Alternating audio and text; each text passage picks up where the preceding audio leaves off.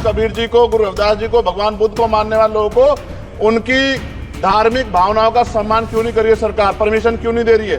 मुख्यमंत्री खुद जो है धर्म का चोला ओढ़ के और राजनीतिकरण करते हैं सर। कल संसद में नगीना सांसद चंद्रशेखर आजाद ने संत रविदास जयंती के मौके पर योगी सरकार पर हमला करते हुए धर्म के आधार पर भेदभाव करने का इल्जाम लगाया।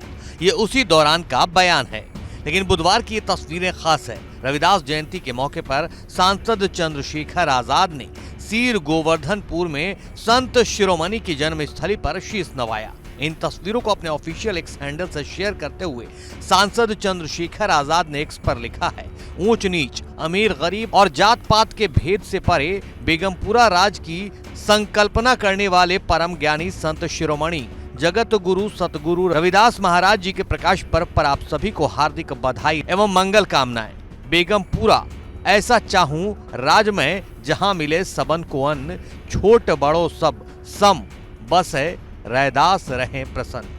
इधर अखिलेश यादव ने संत रविदास जयंती के मौके पर प्रदेशवासियों को बधाई दी है। अखिलेश यादव ने अपने ऑफिशियल एक्स हैंडल से लिखा है, महान समाज सुधारक संत शिरोमणि श्री गुरु रविदास जी की पावन जयंती पर उन्हें कोटि कोटि नमन एवं प्रदेशवासियों को हार्दिक शुभकामनाएं।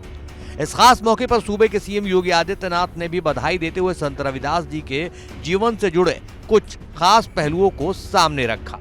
आप सभी सज्जनों को हृदय से बधाई देता हूं। अपनी मंगल में शुभकामनाएं आप सबके प्रति व्यक्त करते हुए संत शिरोमणि रविदास जी महाराज के श्री चरणों में कोटि कोटि नमन भी करता हूं। बहन और भाइयों, अपनी कर्म की साधना से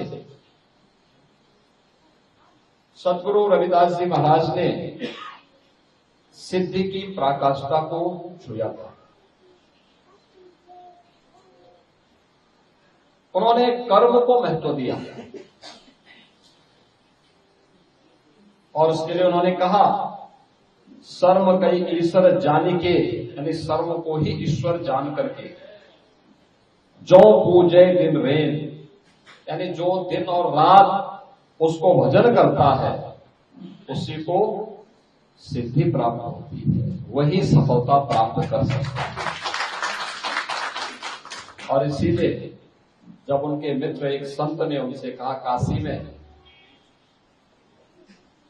कि चलो गंगा स्नान करके आते हैं, दोनों मित्र थे, नियमित रूप से गंगा स्नान करने जाते थे, लेकिन उन्होंने आकर कहा, उन्होंने कहा कि देखो एक आना ये मेरी तरफ से मां गंगा को भेंट कर देना, मेरे पास आज जोता सीने का काम ज्यादा है, मैं इस काम को निपटाने के बाद ही जा पाऊंगा।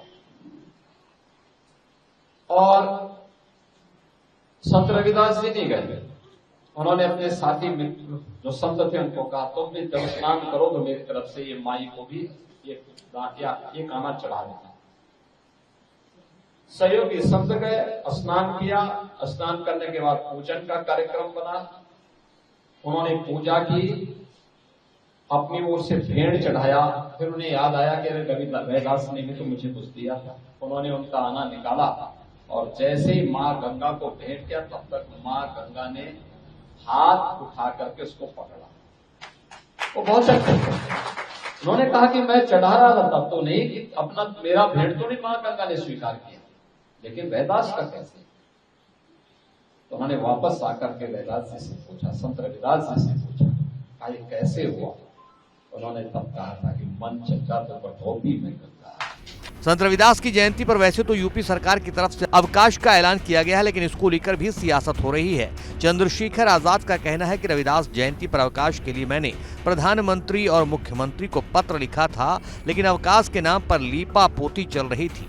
मेरे विरोध पर रविदास जयंती पर अवकाश घोषित किया गया।